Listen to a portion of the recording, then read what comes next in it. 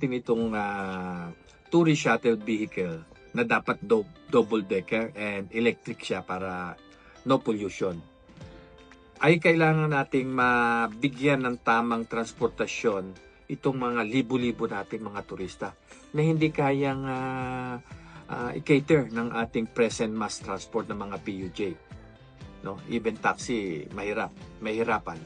So that's why the city must establish itong franchise ng tourist shuttle double decker na electric vehicle. Nang sa gayon, ito ngayon yung primary mode of transport na ating mga turista. But hindi naman natin i-exclude ang mga taga Baguio. Pwede rin silang sumakay dito with a discount rate, syempre, para pro Baguio yung ating mga action. So, ang mangyayari dyan, ang mga turista ay hindi mahihirapan ng sumakay ng sasakyan papunta to their destination sa mga tourist spots natin. Pagkaparada nila, maganda ang fleet management yan.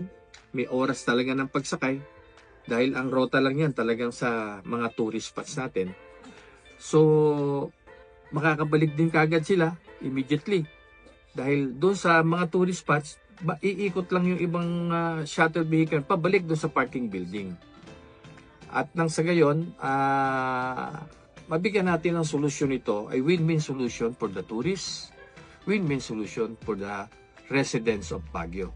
Makakalabas na ngayon ang mga taga Baguio kahit Sabado, Linggo, kahit holidays, kahit Christmas season and Panagbenga. Dahil pagka tourist vehicle na ang sasakyan ng mga turista, mawawala na yung private vehicles nilang dala na roaming around the city of Baguio. Ang makikita na lang natin ay mga tourist shuttle vehicle. On that way, dahil high capacity itong double-decker na tourist shuttle vehicle natin, 90%, around 90% ng volume of vehicles ang mababawas sa ating kalsadahan. On that way, makakalabas na po tayo ng Sabado, Linggo, kahit holidays, Christmas man yan o Panagbenga. We will enjoy the beauty of Baguio, the ambience of Baguio. Sana po ay mangyari ito sa darating na mga taong darating.